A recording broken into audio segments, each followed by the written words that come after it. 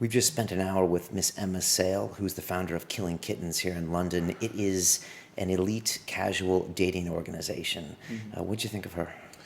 I thought she was a very brave and progressive woman. And some of the things that she revealed about what goes on at the kind of events that she holds, it just blew my mind. Absolutely blew my mind. It's weird how like this whole sexuality aspect just it triggers you to your core. You know, this episode's been driving me crazy for days because I didn't know what it was going to be like. So it was a real trip having her here because it's different than what we normally talk about. I think for anyone who wants to know what the real life Eyes Wide Shut is like, this is probably the episode to listen to. Yeah, she talks about what it's like at a real live orgy. So here it is. Enjoy.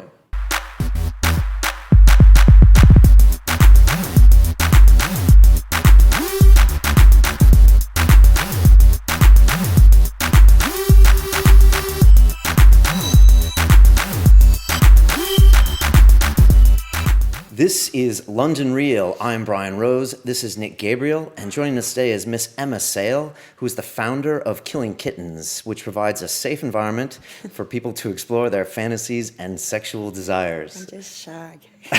Or just shag, as she says. Your tagline is elite casual dating, but I was wondering if you could tell us, what is Killing Kittens and why does it exist? Well, there's lots of different aspects to Killing Kittens. So originally, it started as just parties. So it's parties for single women and couples to come along. So we don't let single men in. And within the parties, we have rules. So men can't approach girls. They've got to wait to be spoken to.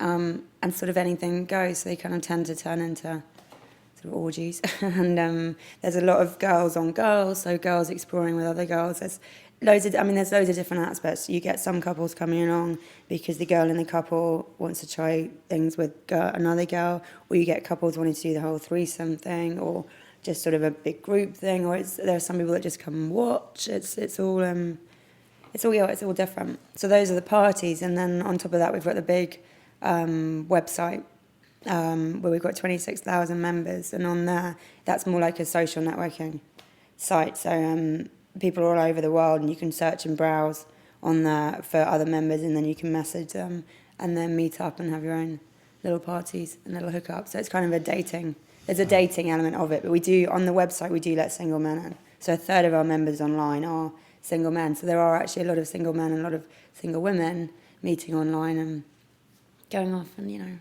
making beautiful babies. Wow. Not quite. Practicing.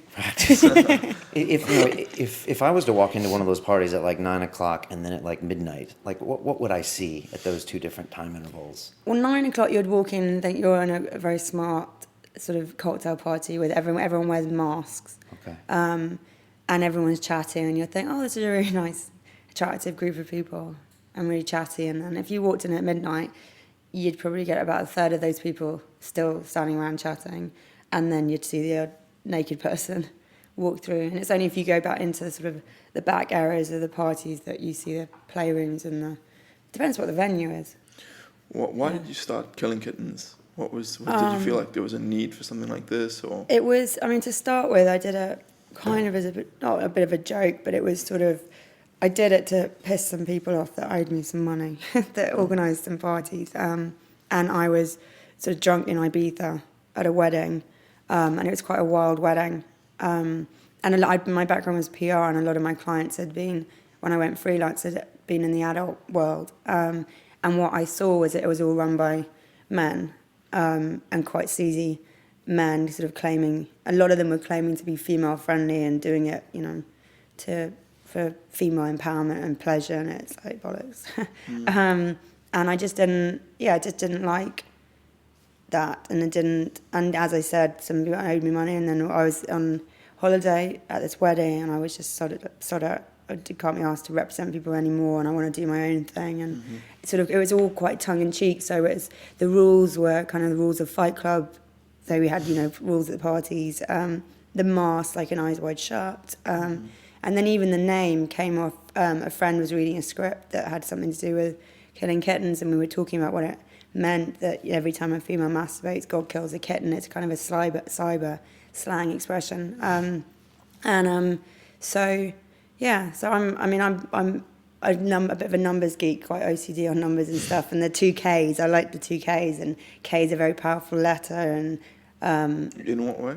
it's just known as quite a powerful letter. And if you look it up online, and it's got loads of kind of history and connotations around it. And well, you've got the KKK, which is obviously not cool. But it's not cool at all. I'm not encouraging that at all. But you know, it has Killing Kittens gets abbreviated to KK, so actually more people call it KK. That's strange. There's this family of jiu-jitsu fighters who they name all their sons with the name starting with the letter R because they believe R has mystical powers. So yeah, it's quite. There are different. Yeah, well, it's like the Kardashian lot, aren't they? They're all Ks, aren't they? I don't know why that is. That's probably got nothing to do with powerful. So it was all very, so it started very tongue-in-cheek and just did it, and had the first party had 30 people in, and it sort of grew word of mouth, and then all of a sudden it was like, actually this is working, and this is important, and women actually want to come, and it is fulfilling a nation and need. And it was kind of at that phase, it was 7 years ago, when you'd had Sex in the City and Summer's hitting the high street, and all of a sudden it was kind of, you'd had feminism, you know, the whole feminist movement, but that was, you know, that's not really sexy. It's like trying to get girls to be guys is not encouraging female, you know, sexuality and femininity at all. So it was kind of, it was more the whole female sexual revolution of, you know, we can talk about sex and we're entitled to an orgasm as much as men are, and it really isn't an issue if you're at a dinner, you know, and why should men be able to talk about sex and girls can't? It was kind of at that point. So it just, I think we just hit at the right time, and Was business booming right away? And have you had like cycles, downs and ups? we've had, I mean, it's always done well. There's never been a down. It's always gradually grown, but we had a massive up, and doubled our membership in a couple of months when the recession hit. In Really? September 2008, it literally, I was sort of on the point of, well, am I going to continue this? It was kind of sort of ticking along, growing slowly. And then just suddenly that hit, and we doubled our members, and our parties doubled in size literally within a month.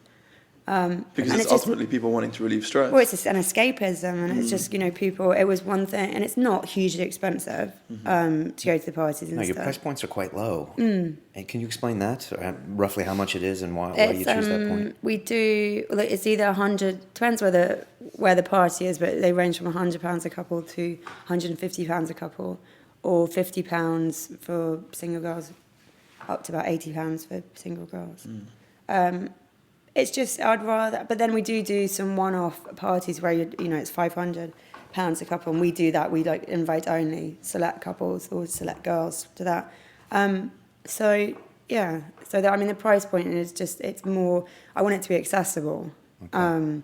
I would have thought it would have gone up with the bull market, and in a recession it would have pulled back. Because I thought even attitudes about sex and being, you know, let's go for it, might have cut back in the recession. But no, I think, I found the opposite. But also, you get it in war-torn countries or war zones. Sex goes up. It's it's a known thing that it gets very hedonistic. And for example, Beirut, when everything kicks off, everyone goes into sort of hedonistic, sodic kind of mode, and shagging that. And in war zones, all the soldiers and everyone just, you know, it becomes rampant.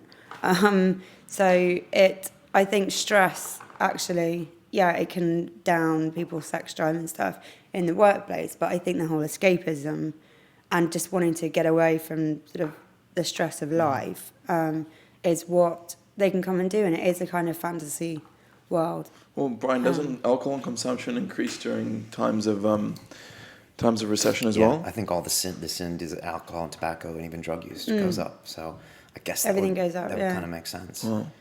Do you think about your business in the way if it's a vice, something like alcohol or drugs or something? I mean, I know you probably say no initially because you're like, no, this is my business. But in a way, is it like that? I mean, I think there's an element of it being a vice. It's one of those things, like you can say the internet is great. You know, it's an amazing thing, but there's a dark side. It's how you use it. So there's a very dark side that's happened with, you know, the internet coming along, and it's opened up, you know, paedophiles and all that kind of, and given them access. And the same way with the Killing Kittens parties, it's how you use it. A lot of, it's great, you know, it's not a vice to a lot of people. It actually has helped a lot of relationships, and they come along and they experience things together, and they keep their sex life alive, and they're exploring together, and it's great for girls to explore with other girls. And, you know, every girl I know is bi-curious. They might say bollocks or not, they are. So, you know, every girl out there has thought at 1 second, what would it be like to, you know, kiss a girl or whatever. But then you're obviously going to get a side which is dark and is probably a vice, and maybe there are some couples that come along or girls that come along where it does affect them in a negative way. How do you deal with that? Do you tell people what to expect before, or do you screen? How do you deal with that? But you can't deal with it, because, to be honest, I wouldn't know. So I won't know what happens, you know, when they leave the party the next day. So I don't, you know, we get great feedback from members, and we have a lot of regulars, and they're great couples, and then great girls, and some of them are the most sorted couples I know, and their relationships are as strong as, you know, most, are more strong than other couples, and who don't go to the party. So, so I don't know how it affects people. You never see someone where you have to pull them aside and say, "You're coming to too many parties," or something doesn't look right here. I mean, do you have to do that? No, there's no. I haven't come across any psychopaths yet. Okay. And do you have to kick people out? The only people we've kicked out a few times is when you get a man. It's always sort of an alpha male that quite can't handle it, because they're used to being in control, and they're put in an environment where it's got nothing to do with them, and they're not allowed to do their usual, you know, fin up, shark attack type method. They've got to wait to be spoken to, and then they just can't control it, and then so they'll drink. And you get, and then they get a little bit pushy. Okay. So, but to be honest, we have security who wander around, and the members kind of police it themselves. So if someone's out of order, they go, "Oh, there's a guy through there who's just kind of tried it on a bit or tried to get involved," and we'll go in and just say something to him, like, give him a break. Sort of, yeah. And do the alpha step away? How is the alpha male stuff embodied? Is it because they're obviously there with a girl? Probably. Do they get jealous at the girl? Do they just try to jump in? I'm just wondering how that No, it's comes more. out. Yeah, the jealousy, not so much. Well, I haven't really seen it on that side, but they do. Yeah, it's more them getting a little bit overexcited. Okay. And wanting to jump in. Wow. little wandering hands that shouldn't be wandering without anyone's That's permission. crazy. And I understand it that you're kind of like the ringleader. You kind of I set the scene. You set the scene, but you don't get involved. No. Is that right? And so, what do you do all night? Do you introduce people? Do you? No, watch I things? kind of. I mean, I don't go to all the parties. So, but they're really nice people that go, and I've, you know, made some good friends out of some of the regulars and stuff. And I'll just sit at the bar area or wherever. Sometimes I just, you know, I sit on the door and work the door, or if we're running the bar, I'll get behind the bar and help run the bar. It's much, you know, I prefer doing that, because then you hear people's true comments, because people don't realise, if I'm being a bar girl, most people won't realise that it's my party. Do you wear so a I mask? just keep quiet. I'll wear a mask and just serve, and they just think I'm a bar girl. And then I get people going, "Oh, you know, have you come to this a lot?" And, you know, "Yeah, do you know much about it and what goes?" And then you just chat away and stuff, and you just keep quiet. There's nothing worse than like any kind of club owner or going somewhere and you've got the owner going, "This is my setup.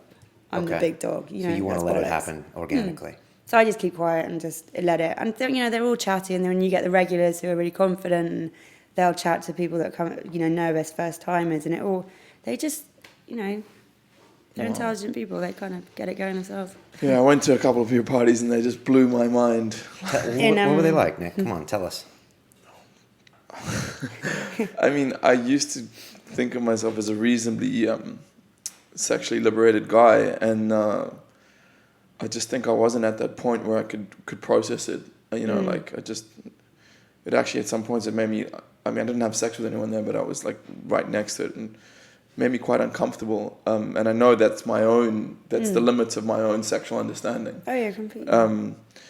But it just blew my mind that things like this happen. You know, like we see this veneer of society where like everyone goes to Sainsbury's and gets their groceries, or they go to their 9-to-5 job, and then there are these things happening that not many people know about. I mean, what other things are going on behind closed doors on a Friday night that we don't know about? Everything. Yeah. I think of the movie, Eyes Wide Shut, because they had a very dramatic and beautiful scene of kind of like an underground elite sex party. And then I always think, it can't be like that. You might have this image, is it, of Killing Kittens, then you go in and it's just like, oh, it's gross. But so you say it's better. Rituals It's better because right? that, and also Eyes Wide Shut is, it's very objectifying the women. It's very much the men are in control and the women are just kind of there being shagged. Yeah, okay. I didn't If you think about say, it that way. if you think about it, it's like the women are wandering around naked and they're just being dealt with, and the guys are the ones in the cloaks and the. So I actually find it quite. I don't find it that sexy. Eyes Wide Shut. I find it quite. It's very male. Yeah, I guess It's it is very now that I think predatory. about it. It's very kind of the guys just prowling and pouncing, and the women being very submissive, and and actually ours is the complete opposite. It's the women are very predatory. They're very, a lot of them are very full on, sexually confident. Yeah. You've seen it. They It's just unbelievable. they go for it. Do girls get into fights like stay away No. from my man? No, You didn't. no, No, that doesn't happen. Okay. no. I No, I guess mean, I if don't a girl think comes that's with her like- man, she's kind of like, okay, things are going to happen. It's And it's about what the girl wants. So Okay. I call them any men that go there are kind of walking dildos. I They'll get used if a girl wants to use them. Do you objectify men then? No. No. Not But we no. could use I some mean, to objectification. be honest, there's an element of that because it's all about what the girl wants, and it's up to the girls what happens. And the guys, as I said, if the girls want to use the guys, then they'll But it's like that use anyway. guys. Though, So Emma. it is objective. You know what I mean? There's an element of It's like that anyway in any regular bar. Like women are the gatekeepers of sex, right? I mean, a guy has to go there and he has to demonstrate his value or his worth. Like you won't go to a bar and as a man and expect women to just like jump on you. unless you it's ply just- her with 20 Sambuca shots. Yeah. Did the movie Eyes Wide Shut help your business? Was that right around when you opened? No, business? because that was it before? No, it was before. Before, We've been going okay. 7 years, and I think that film must be over 10 years. Okay. 10 years, definitely. But it must be something that people think of right away. People always think. I think it's the masked sex party that people. I told you these wouldn't Yeah, stay I on my know. ears. Prototypes. Yeah, I think it's the masked sex party Okay. thing. Yeah. I have a friend who actually he takes his girlfriend to Killing Kittens all the time, and I said to him, it's like I'll call him Steve. I was like, Steve, isn't it a bit weird to see your girlfriend like having sex with some other guy? I mean, I personally would get really probably jealous. And he just looked at me and he said, Nick, life is all about sharing. And I couldn't argue with the guy. I was like, okay. And the more I thought about it, the more I realized that's the ultimate display of security. Like your security with yourself is being able to. We've spoken about this before I on want another to get show. Emma's right? thoughts on this. Yeah. I mean, what do you think? No, I think completely, and that's what sometimes I get into sort of heated debates with people because you get people, and I'll tell you what, it's the only people that have a problem with the parties are alpha males, and I'm not saying at the parties, outside the parties, because they just can't get their head around it.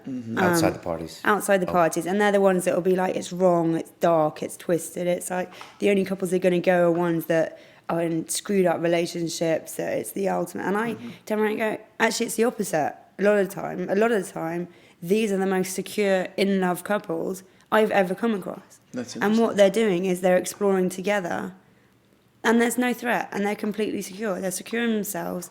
They're secure in their relationship. And it's just an experience. It's not, I think it's the alpha thing of that's my territory, that's my property, and therefore no other man. It's just, it's animal kingdom. That's my bitch. And, if a guy even looks at her or goes near her, he's going to kick off. And it's that mentality which you never, it's ingrained. It's So like does a that- biological mechanism that you have to overcome, I guess. So does that mean that if I don't want to see some guy fuck my girlfriend, there's something wrong with me? No. That's an amazing Okay. question. Yeah. So, No. so what's the... No, that's not. how does that- It's a choice. So it's not. Each to their own. It's like I personally, these are my parties, but I personally, have never got involved, and I've never been in a relationship where I've felt, would be happy doing that, and maybe, So it is each their own. But I don't know if I'm going to end up in a relationship and sort of 10 years down the line, it is something that as you both talk about, because actually some of the couples that come along, I always talk to, and for example, there's one couple who have been together sort of 15 years,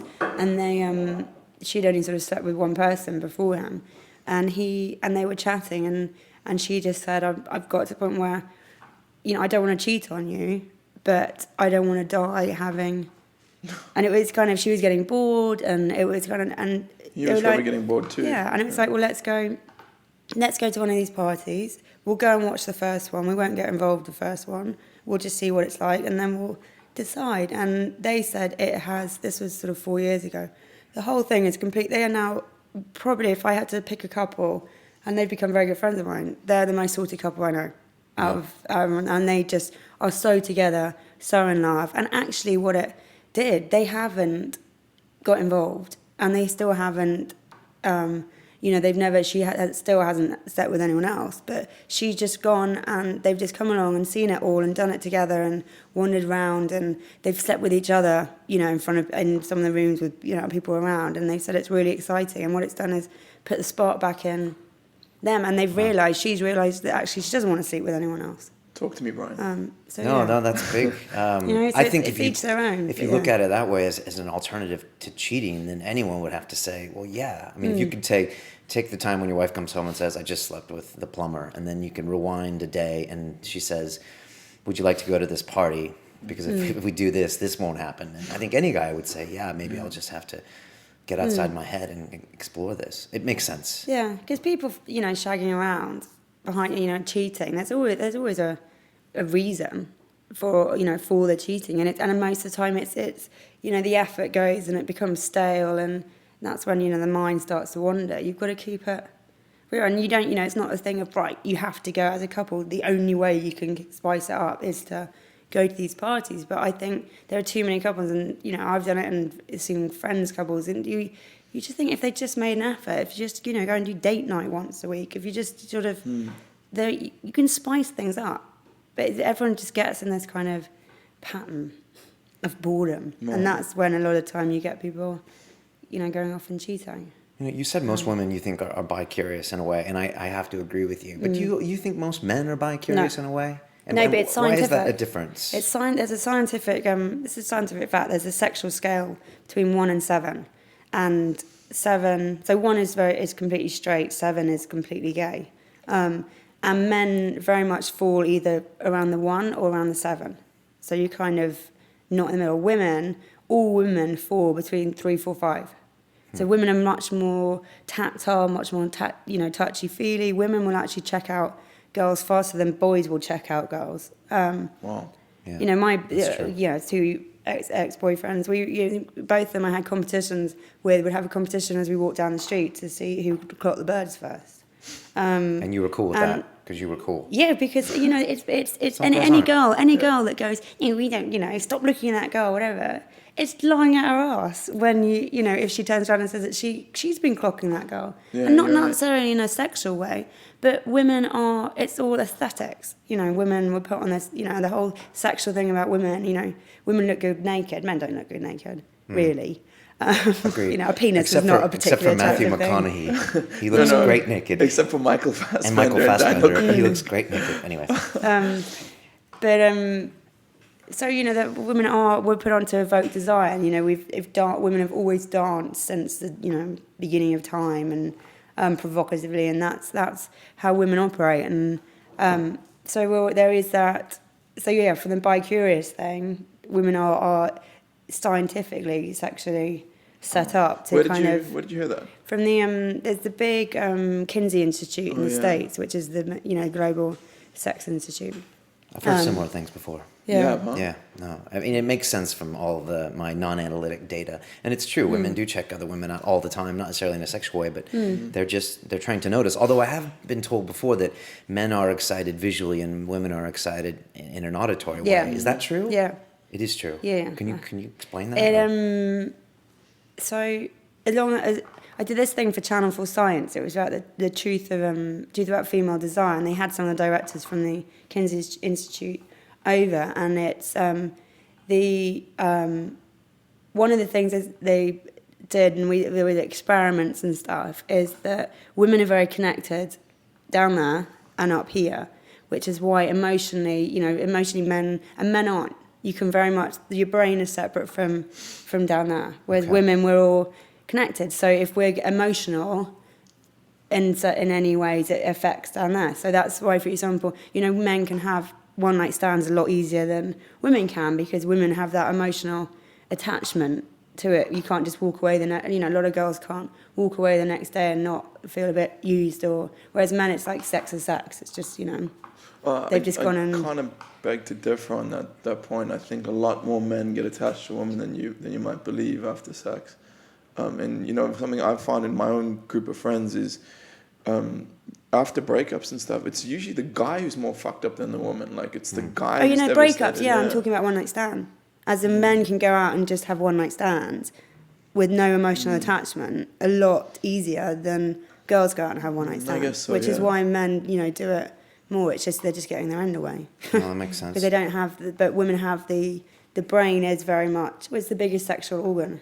The brain. Is the brain. Yeah. I mean, and I always, joke, amen. if you, as a girl, if you turn the brain on, then you're going to get in my pants, I think. Well, they've shown that your sex drive is a function of not only testosterone, but also neurotransmitter activity. So if there's more like acetylcholine, whatever, floating around in your brain, you are going to be more horny, which I find fascinating. Yeah. Wow. Yeah. Emma, talk to me about the book 50 Shades of Grey. It's a book. It's 50 recently. Shades of I bought my Shite. girlfriend a copy of it. I didn't even know I was here, and then I see it on the tube, and everyone's talking about it. There was a meme on Facebook where it had a bunch of women reading the book, and it said, "Women won't watch porn, but they'll read the fuck out of it." That's amazing. But it is, in a way. It's almost like the women's equivalent of internet pornography is like the book in some way. But how is that book? What do you think of the book, and how has it affected your business? It hasn't affected. I haven't seen a noticeable. It hasn't kind of had a sudden blip. If I'm going to be honest, I read half the first one and was so bored. What it's is so the book? Badly written. I didn't read it. What's it all about? And also, the thing I don't get, and it's great, and hats off, the marketing from machine behind it is incredible, but it's about a dominant man and a submissive woman. It's the complete opposite of what we stand for and what we're trying to do. We talk about, the whole female empowerment thing. How is that? How is some woman who's been completely submissive to an arsehole? How's that female empowerment? But do you not think that happens in the book? Do you not think that every woman, not everyone, but the vast majority of women, deep down biologically are wired to crave male dominance because our species throughout history has required strong dominant male to go and hunt and kill, and submissive women to stay and rear the children? I mean, I don't know many women. You really are a South African. I don't know many women that want you got your club hiding under the table. But I'm not even. I'm serious. It's a question I want the answer to, because I don't know many women who like to be able to dominate men. I don't know many women that get off on that, but I do know a lot of women that are always telling me, "Oh, I wish my boyfriend, I wish my husband would just be the man in the relationship." Oh, you completely. And I always say that I want a man and to man up, and but I don't. Yeah, but the thing is, and I think that you're right. I don't know any girls. You want to be dominated, but there's a difference between dominating and controlling. And it's fine being dominated and dominated in the bedroom. Great, all girls pretty much want that. And you do want a man to be a man and to feel looked after, and and to be a girl. Every girl does want that, but then at the same time, you don't want to be controlled. I don't want to be controlled. Or you said about women being in the kitchen, being at home. It's a modern world. You can't let girls do all the jobs that men do nowadays, and women be financially independent and have the same drive and ambition as men. If you open the door for women to be able to, or equal opportunities as they call it, then they're out the kitchen. They're out the kitchen. They're out. I didn't actually say kitchen, but and the home. You said it's they've been wired to exactly, but that's not the world as it is now. Yeah, it's not the world. But then at the same time, the sexual drive is still the same. So the way men and women mate is still the same. There's something about this book that seems to have kind of made it okay, at least temporarily, for women to just embrace their sexuality more than before they read it a bit. So, I mean, you see people reading it as if it's like the first time this has ever been written about. So I know it's not exactly the same way that you structure your parties. No, but I think it's great, and it's it's funny how we're talking about a female sexual revolution in the year 2005. You know, I thought we did this 30, 40 years ago, but apparently we haven't. no. And maybe we haven't even yet. No, it's still coming. It's still not. Do you know what I mean? It's still not.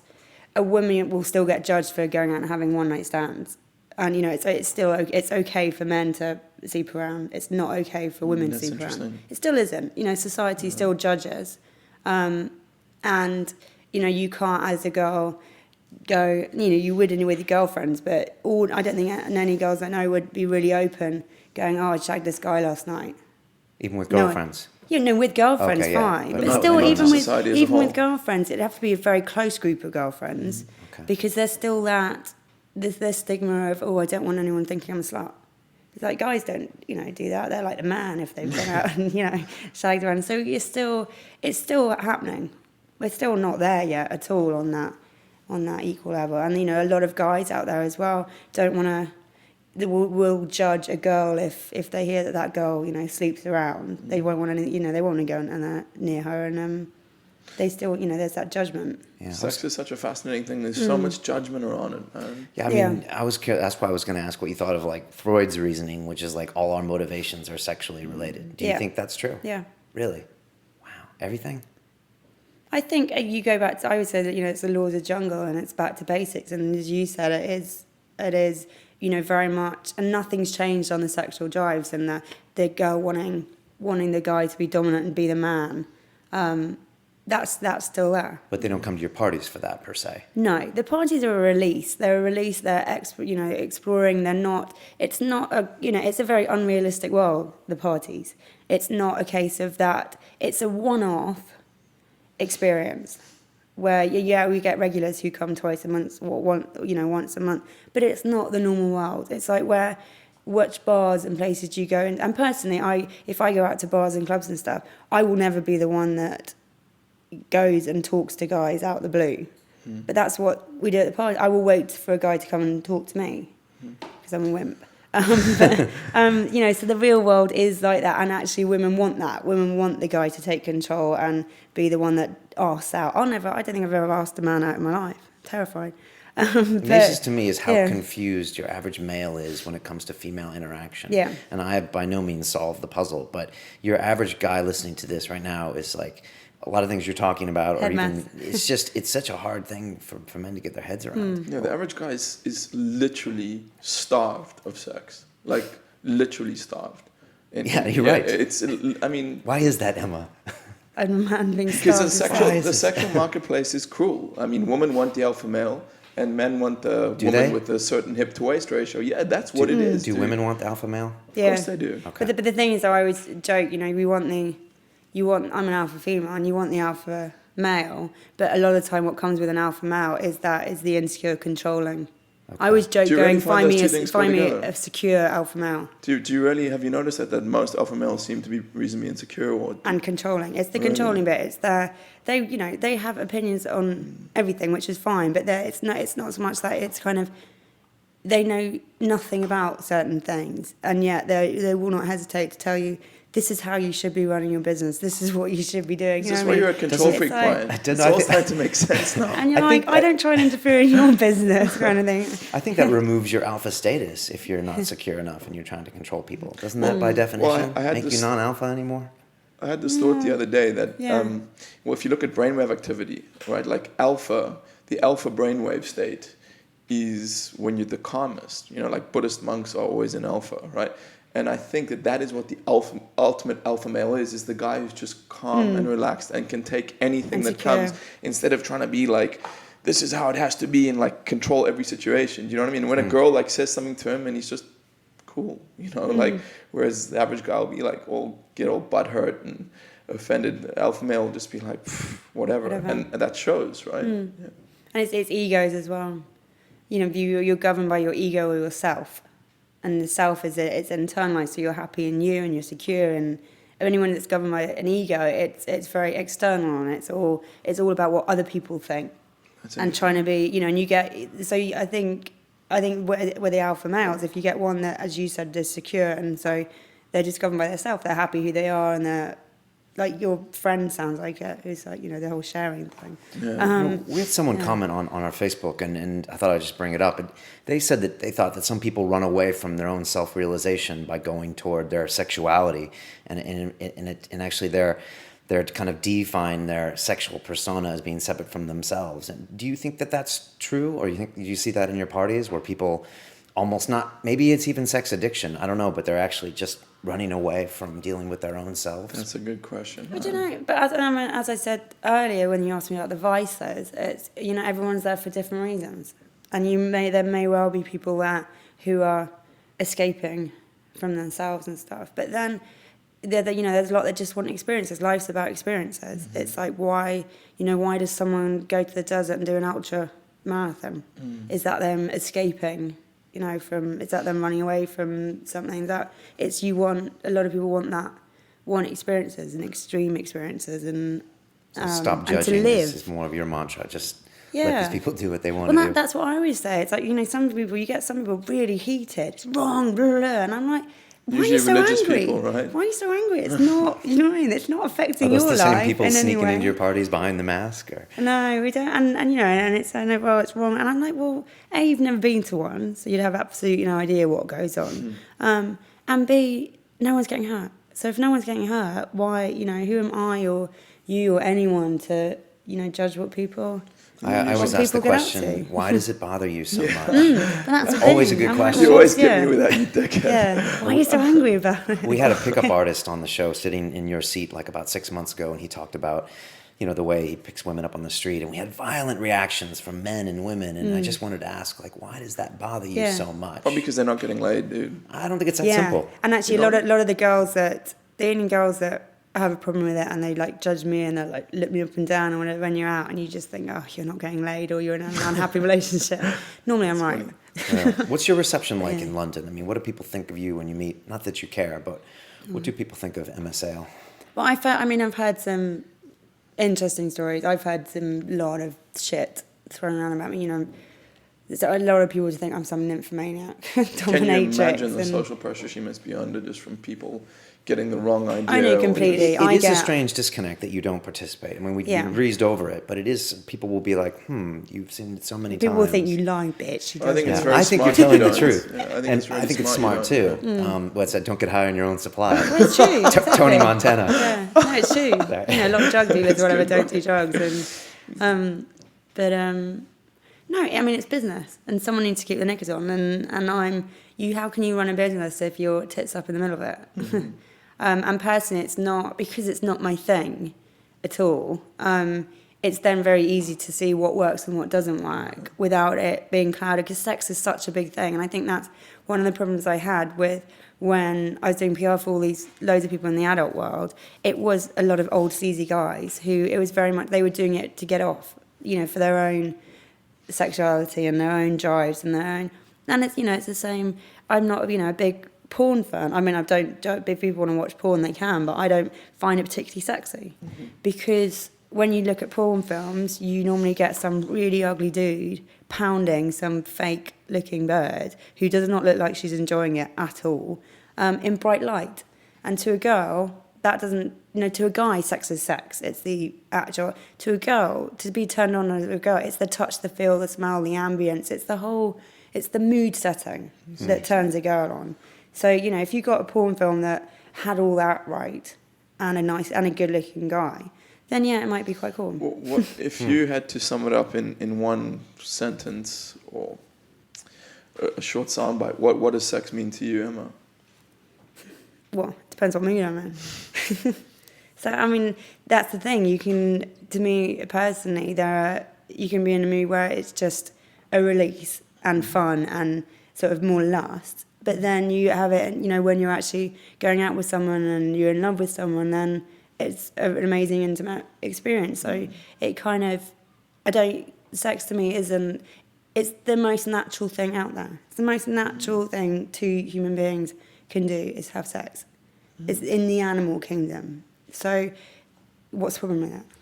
We complicate it so much with the human brain. We complicate it with the morals and religion and, the judgment, and it's just, it's the most natural thing. That's why those pickup artist guys actually, like, I think a lot of them struggle to get laid is because they're taking something that's incredibly natural and they're just putting they're complicating the hell out of it. Yeah. Naked man, naked girl. How much of our sexual behavior do you think that we pick up from this kind of like male-dominated porn industry that you talk about? I mean, everyone's seen the porn, men and women and everything. And how much do you think we see that, and that's the way you're supposed to have sex in the bedroom, and then transfer it over? I think that's huge, and I think, as there's more and more out there, and with the internet as well, I think there is this, and I know from speaking to kids and teenagers, and they're so affected by what they see on the internet and what they're, and I've heard teenage girls talk about, well, my bits don't, I've got my flaps are too big and I want that tucked in that, and you think this is just because they've watched some porn and they're judging, that's the way you're meant to look. That's the way you're meant, your bits are meant to look, and the the oohs and the ahs and the screaming and the, thing. It's like, well, there's that whole kind of, well, are you meant to? Is a guy not going to like you if you don't make any noises? It's kind of. I think it's a massive. That's tricky. It does. I think it does affect. Because it's just not. It's all pretty fake, and they are all fake oohs and ahs. And is that what your parties look like? The parties are better. Okay. Because they're genuine oohs and ahs. in candlelight and good-looking people. Parties are insane. Do you ever look down at your schedule and you're like, oh, this weekend, not another orgy? Yeah, no, I do. And we joke. I would joke with friends. They're like, oh, what are you up to Saturday night? I'm like, got an orgy to run. So we should do a London Reel on the scene at one of the parties with our masks on. Yeah. How does one of these parties end? How does it end? How do you think it ends? I don't know. Do people leave together? A whole bunch of tissues. Do they come for like an hour? I mean, is it like 2 in the morning? No, and it ends about 4 in the morning. And because it's a good party as well, it's not a case of people coming, getting their underwear and walking off. Okay. They will stay and they'll wander around and they'll sit in their underwear and chat, or sit in the jacuzzi and chat and have a few more drinks and go again. So it kind of, we tend to stop them between 3 and 4 in the morning. Okay. I was telling someone about this and the whole Killing Kittens thing, and I was like, if I ever went to one of these parties, I'd have to hit the crack pipe or something really big before I went in. But, I mean, how many people, are drugs prevalent at these things? Do some people, like that alpha male, like you said, they drink a lot? I'm guessing a lot of guys would come in there and want to take something because they would be freaked out. There is, to be honest, with the drugs thing, we're very anti-drugs at the parties, but it's probably like any club or bar setup. You can't, if people are going to do them, do it in the loos or wherever. But if it's under our nose, then no. But I can't sort of swear down that no one's in there doing drugs or, I have no idea. I'd pay good money to see you at one of these parties, Brian, just to see the reaction on your face. Even in my mask, in my red mask. Not everyone wears masks all the time, though, right? By the end of the night, most people none of them take them off. So okay. It's to start with, and we always have a drinks reception. How much of your job? I know you hold parties in LA, and movie stars come to your party. I mean, how much of your job is being anonymous or keeping that anonymity, or is it not a big part of what you do? To be honest, it's tricky with the media thing to do the anonymity.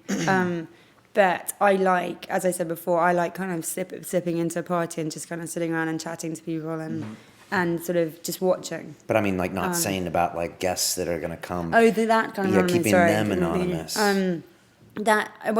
It's all the business. It's all confidentiality and discretion, and that's that people trust us. Otherwise, they wouldn't come along. So the whole confidentiality thing is massive. So I'll never, say who's been to the parties and what goes on. And even if friends ask me, I won't, tell them. Would it really hurt these people's careers, do you think? No. Probably not, but you never know. I think the only careers it would hurt is if, a children's presenter turned up or something, then you might get a little bit of, not quite right. But would we be surprised who shows up at these parties? I don't know what that means, but would we be? I don't know. I think you'd know people. There's, the names of people. But I don't think you'd be surprised. There's no one that sort of, you go, there's no way. It's not like, the Archbishop of Canterbury rocks up or something where then you'd be surprised. I mean, have you ever, heard a story of someone going to one of these parties and being involved in some sort of sexual activity and looking up and her boss's junk is in her face? Or yeah. No, there are people that always at parties, people bump into people they know, and there's like an initial awkwardness, and then they have a good giggle. Then it doesn't matter, because the thing is, it becomes so normal. You've seen it. It's like when you've got that many people all at it, you kind of become anaesthetised to it, and you wander around. I have random conversations with people, and you've got people doing this to your right, this to your left, but you don't really notice it. It's kind of white noise that goes on. You just get used to it because it becomes the norm, and it's allowed. People just don't, people aren't there kind of gawping, going. It's just, I've seen some people I know and tits up in the middle of it and stuff. When I went to the party, like the guy Steve who said life's about sharing, and I was walking around and I just heard Nick, and I looked over and I was like, Steve, and he's one of my jiu-jitsu clients, man. He's a guy I teach, and it was pretty awkward, man. I'm not gonna lie, it was wow. Did you have a mask on? I didn't have a mask. But I guess a mask can't cover that much. If you know somebody, you're gonna recognize them. Exactly, right? It's fairly obvious. Yeah, that's crazy. Wow. I want to go to one of these now. I'm all amped up. Oh my gosh. Look what we created. I know, I'm going to let you guys into that as well. You do some other things. Wind you up, set you on. You do some rowing and things also in your spare time, and you used to hang out with Kate Middleton, the Duchess of Cambridge, when you were doing rowing with her. What's that whole separate part of your life? No, I run a big group called the Sisterhood, which is there's about 80 odd girls in London and 40 down in Cape Town, and we do loads of different sporting events for charity. So that's kind of my passion. That's cool. So we don't row. We've got a big dragon boat, so we get on that Monday nights, more of a social. If it's 24 people, it's more of a gossip session. But you do have to row a bit. Yeah, paddle. Okay, We don't paddle. row. Okay. And Kate used to do it with you briefly, and then She did it for about 4 months, so yeah. Okay. Wow, that's cool. What's the future of Killing Kittens? I mean, are you going to dominate the world? Is there only so much growth We out are there? going to dominate the world, orgy by orgy. Are you doing it now? We're slowly spreading the love, yeah. No, to be honest, the online side of it is massively growing. On a business level, that's the huge commercially, that's where the business is. And that we've got members all over the world, so that can easily, that's a joy, that's the beauty of like online stuff. It kind of, I say it's like making money while you sleep because if you've got little Passive online income, memberships, right? and you, and once you've got the site, then anyone in the world can access it. So that we're expanding on and doing an app as well. How is your online site different than other hookup sites? Because we vet people. Okay. On Look, so you have to submit photos, you get vetted, you get username and password. We turn 2 out of 3 people away, so it's a very sort of closely guarded group. What is your criteria to becoming a member? If people want to. Got to be nice looking. Okay, that's pretty general. I know, but I don't want to say good looking because then What about someone will extremely yell at good me and go, looking? "You elitist bitch." But it's kind of just extremely good looking. Okay. So You're we, in, we Brian. qualify. You're in. You basically have to look like a supermodel.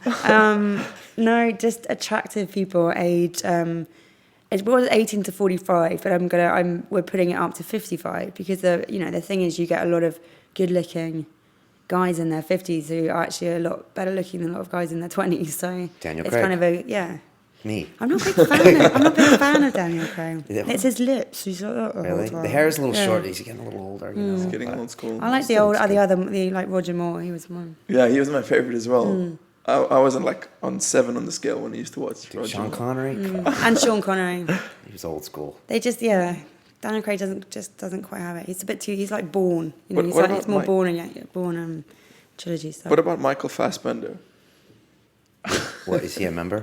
No, I'm asking for Emma's opinion. Brian has a man crush on Michael Fassbender. Yeah, he's hot. Most definitely. Yeah. I'll bump into him at a I Killing quite like Kittens. the rough. Was it Jared Butler?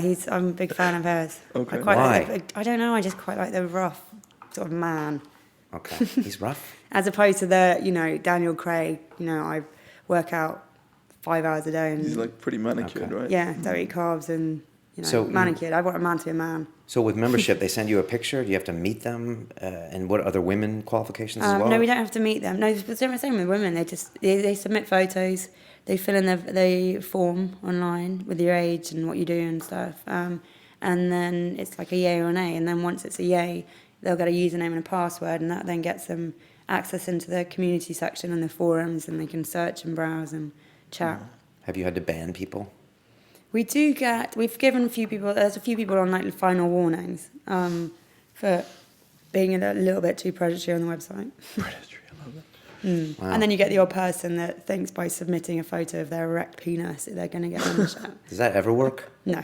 Okay. I'm sure it's worked once. Because I want to Human I want to history. see what the face is attached to that erect penis. Okay. That's what matters. What cities do you hold your parties in?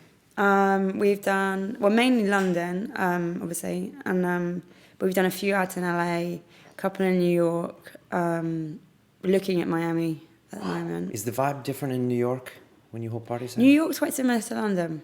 Okay, how so? The LA vibe's different because they're just much more hedonistic. I mean, Really? you think the More London hedonistic? ones, you think the London ones, yeah, they're all at it left, right, and centre anyway. All those actors and sort of arty lot, it's like free love. Really? Yeah. So what you're doing isn't that revolutionary? No, they're all, Doing swinging it. and swapping and shagging and... Really? We missed out when we were in LA, Brian. God damn, never saw any of that. Do you think London has like a repression in the society that makes what you do especially Yeah, I think interesting? British. The Britain's sex laws are 200 years old. They're not. The rest of Europe's all modernised. We're living in Victorian age when it comes to the sex laws and stuff. And very much there is that joke. There's that saying that doesn't matter what you do in the bedroom as long as you don't disturb the horses. It's kind of British are very kind of tight-lipped about stuff like that. Do you think it's kind of like the rubber band effect? Like if you pull something too far to one way, that it springs back with more force the opposite way. So we've been so repressed in this country for so long. That's why things like Killing Kittens are starting to appear, because people are just like, God damn, I need a release. I need to explore this side of myself. And it's got more. I've noticed that in 7 years, people are a lot more open about coming to the party. So now people will openly talk about going to a Killing Kittens party and what they got up to, and it's kind of it's not judged. It's kind of whereas 7 years ago, no one would ever admit to going to a party, and there was a lot more judgment. Whereas now it's become a bit cool. Are there laws against what you do? I mean, with the whole pay transaction and sex going on in a building, is there anything there? No, you can't. As long as it's the law states, as long as it's a private party, private members, and you're not letting people on the street, you can use licensed venues. We've had Westminster Council walk into parties. We've had the police walked into parties before, because there are some assholes out there who, they know that if they phone up the police and say there's underage sex going on, then they've got to turn up and check. But they've turned up and been really friendly and wandered around. There's a licensed venue where people were just naked and at it, and they've gone, we're aware of what you do, and there's nothing. There's nothing illegal. Nothing with legal, that. but we've got to turn up and check if we get a tip off. And I always go, so you drew straws about which of you guys are going to come down and check the party out. Do you have any competition in the industry, I guess? No, Not the right I mean, word. there are other people out there who do parties. But I mean, a lot of the time, the people that do the parties are, a bit like I said before, are sort of guys who are doing it for their own. That's their lifestyle. That's what they do. And there are people that do the parties. There are other websites out there for hookups and stuff. So I mean, we've got the combination of the two. So there's no kind of absolute direct competitor. But I mean, there are a couple of things that have popped up in the last couple of years that do sort of similar-ish type little fair parties enough. and stuff. And if someone's listening out there right now, a female or a male, that's kind of on the fence about this, what do you tell them if they want to know if they should do this or not? I just say, come along, look. You don't, we get a lot of emails from people, saying, if we come, do we have to get involved? Do we have, is it a case of the minute you come through your door, you have to get naked? And it's not. And we get a lot of people who come along and keep their clothes on. I have loads of friends that come down. They just like the party. They'll keep their clothes on. They don't get involved. It's not their thing. But they're fun parties. It's a really, really nice, cool group of people. It's very unthreatening, because if you take that testosterone factor out and guys out in a group on the pool, you get very relaxed girls, and the whole atmosphere is very relaxed. So it's it's really difficult to describe, because when people think, there is sex going on, it's got to be seedy. But actually, I find, and people that come along say, it's actually less seedy. The parties are less seedy than if you went to a nightclub, which is more seedy. Just because the atmosphere is predatory at a nightclub? Yeah, predatory, and the women aren't relaxed, and, because you do get groups of guys out. I call it running the gauntlet sometimes. If you have to go across the dance floor to get to the bar, you kind of, you're going to go walk across the dance floor, and it's like, well, how many hands are you going to try and get up your skirt and grope? And, it's just so unrelaxing. Whereas there, you can wander around and girls come along and just dance around in their underwear, feeling completely safe. Do you have some people that come in and then they just freak out and leave? No, I've never seen anyone really freak out. Okay. We've still, we have had a couple of people, couples who will come down for an hour and then say, oh, it's not our thing, but but thanks. I guess it's not for everyone, right? It's not, and that's what I say. It's like, you're not going to come and get jumped. If you're on the fence and you're intrigued, then it's a case of we'll just come down. Just come and, come and have a look, come and have a drink, and come with the other half and just say, look, let's go. It's not, we'll make a pact now that our clothes stay on unless we're both in agreement. That's what normally happens amongst the couples. They have their rules. So they decide what to do. Do you get groups of girls that come, like 4 or 5 girls will just come together? And Yeah. How does that work out? Is that usually a good thing, or is it better when women come alone? No, that's a good thing. Because a lot of the time the girls will just end up in their underwear and at it with each other or with other girls there. It's kind of, and a lot of these are girls that have gone, oh, there's no way we'd ever do anything like that. And the next thing you see them floating in the jacuzzi, making out with some other girl. Wow. So your business is just onward and upward. And we've just written a book as well. You're writing a book. Yeah. What's it called and what's it about? It's all the stories. It's what goes on at the Sounds party cool. stuff. So it's quite graphic. Okay. It's amusing. So me and another girl we've been wanting to do it for years, and we've just sort of done it. Is it difficult to write? No, there's so much material. It's working out the arc, as they call it, Wow. of the book. And you just talk about this story, that story, this would happen. It's like just general everyday life, and then you got a bit of Sex in the City going on, and then the so all the party stories. Wow. It's intense. It's ride your circuits, right? Yeah, no, it's weird. It's like this episode, I was watching myself this whole week, and it's like, Nick and I have drank these crazy psychedelic substances that really fuck with your head, and we've had all sorts of interesting people on, but like this episode was making me like weird the whole week, because I'm like, I don't know, why am I have a problem with this? Why am I like feeling weird about this? And it's weird because I guess your sexuality is such a big part of your personality that you don't even realize it. So Yeah, it's definitely, and I say often, because people say, as you asked whether it was illegal or not, that, a lot of venue owners will go absolutely no way, don't want that anywhere near us. Other venue owners who see it for it on a business have no problem with it. And I always say there's nothing wrong with what we do. Sex is so psychological, as in it's your beliefs that govern your beliefs about sex is what pretty much, as you said, governs your behaviour and a lot of your other life beliefs. And that's, as you said, if it's something that's out of your comfort zone that you know nothing about, it is going to make you If you uneasy. think about how much energy and time the average man and woman spend, energy, time, and money spend making themselves attractive to the opposite sex.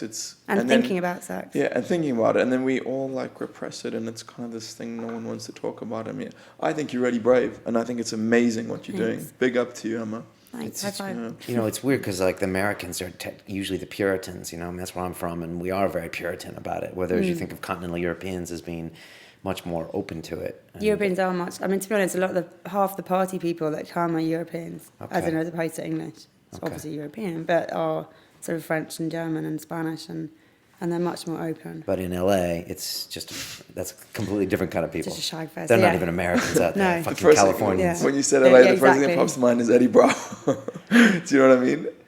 Oh, about that kind of person. Yeah. I could just picture a whole bunch of Eddie Bravos at a party like that. You know what I mean? No, we'll tell Eddie about that. Yeah. Emma, if the people want to get in touch with you, what's the best way? Through the website. There's an email through the website. Okay, so that's killingkittens.com for people listening to us on iTunes.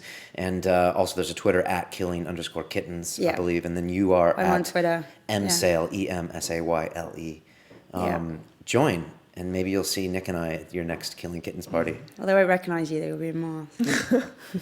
We'd have to find girls to go with us. Before we go, guys, to all the listeners and the viewers out there, get your asses on the forum. I'm answering pretty much every question that's asked of me or Brian.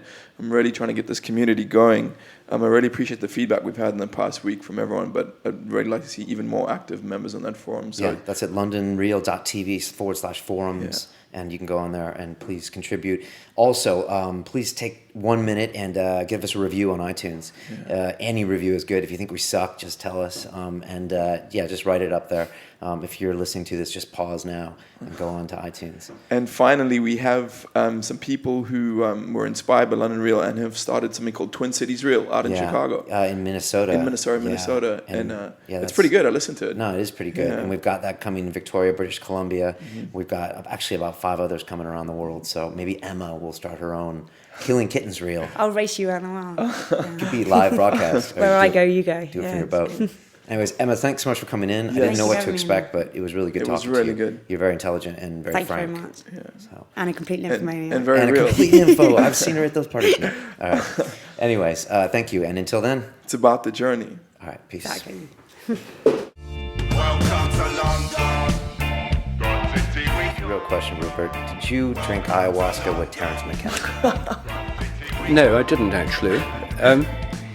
I've done other things with Terence McKenna, but what Terence was saying basically was that he said, modern science is based on the principle of give us one free miracle and we'll explain it.